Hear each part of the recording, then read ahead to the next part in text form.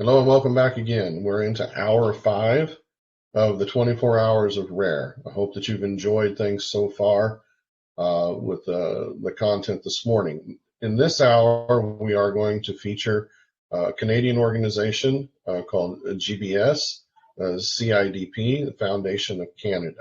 And we'll be watching a video that's entitled Kelly's Story. Also, after the video plays, please go out to the networking sessions that are listed on the event. And you can go out, those are off of the main menu bar off to the left-hand side of the networking meetups. Those will be open from 11 a.m. Eastern Time to 1 p.m. Eastern Time today. So with that, we'll start Kelly's story.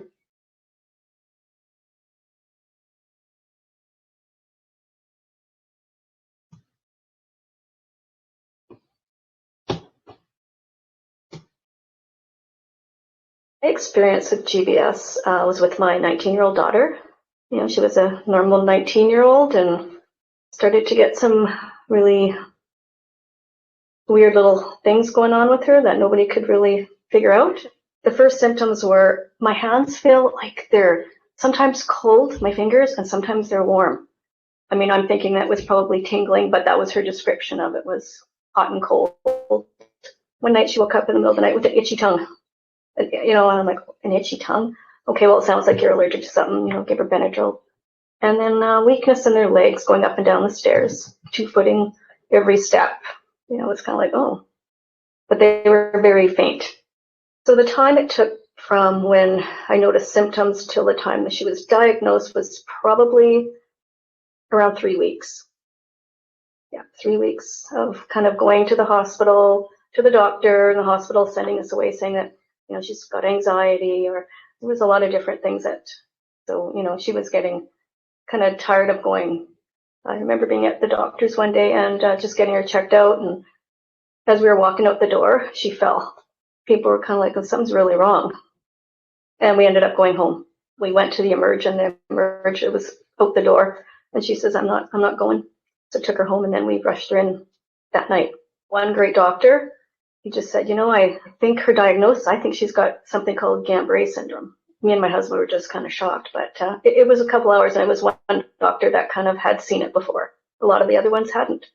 Well, they started her off with an IVIG. That hospital was not really well equipped for it, so they transferred us to a bigger hospital. It didn't really slow anything down. She progressed. She got worse within 2 days. The paralysis on my daughter started like from her head to her feet. Her whole body was paralyzed. Her respiratory system, everything was pretty much shut down. A lot of the doctors and medical professionals, they didn't really know a lot about it. But yeah, it was kind of horrific, especially when they tell you your daughter's going to go on a ventilator because she can no longer breathe on her own. When my daughter was in the hospital for about 7 months, me and my husband were there every day, and thank goodness, because, you know, I don't think our healthcare system is equipped to be with somebody 24/7. Yeah, you know, I don't know how, when I look back now, how we got through something like that. You just do it, right? You just take care of it. When I left her there every day, I was always wondering, is somebody looking after her? I mean, I knew my husband would be there at some point, but there was a few hours between that she would be on her own. When she was in intensive care, she had her own nurse, but after they moved her to like a step down, I was always concerned that I wasn't there to watch. You know, is she okay? Are they turning her? Are her legs, because her feet used to be so sore, and are they addressing those? And she couldn't talk, right? So that's why we made sure that we were always there. I think the hardest part about being a caregiver is you don't really take time to look after yourself. I was exhausted most of the time. I slept well because I was so tired, and I never was a good sleeper. I didn't really have much of my own life. I mean, I pretty much devoted it to her, you know, until she could be a little bit more on her own. When she went into rehab, she didn't want to go. She wanted to sign herself out, and I said, well, no, you won't get physio every day. So we made a plan that she went to physio, I picked her up, I bring her home for the day, and I take her back at night so she sleeps there. The hospital is about a 45-minute drive from home, and we did that every day so that she would stay. watching my daughter take her first steps was truly amazing. I remember her trying to stand and hold her arms up to hold the legs up, and everything was shaking, and oh my God, it was amazing. And I remember they had music playing. It was Let It Be. I was like, oh my God, I was just like, holy, yeah. And then just to see the joy in her face that she's like, oh, I can do this. But seeing her work so hard, I remember one doctor saying to me, she's going to be okay for about the first week, and then she is not going to be happy, realizing all the things she can't do anymore. So we have a multi-level home. So she lived on the first floor. We had a hospital bed, a commode. She realized she couldn't go up the stairs. She couldn't get to her room. She couldn't go in the shower. She would get mad, and we would fight, and she would have to like try and run away from me and wheel herself into a corner somewhere, and she couldn't get away from me, and I couldn't get away from her. So she was pretty depressed.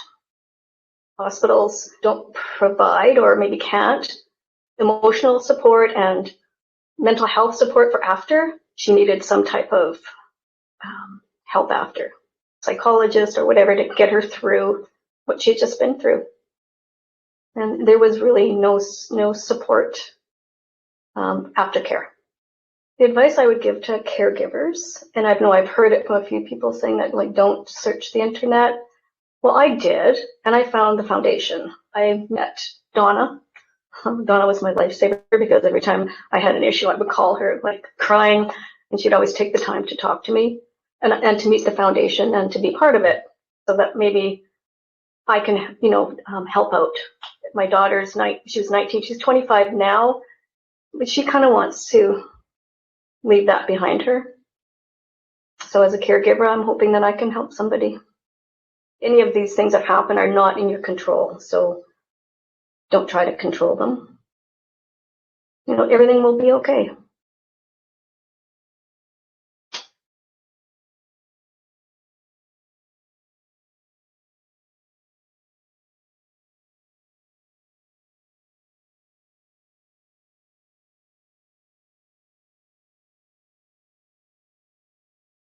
All right, well, we hope that you enjoyed Kelly's story during this hour. In addition to the networking sessions that I said were out there, please go out and visit our exhibit hall as well.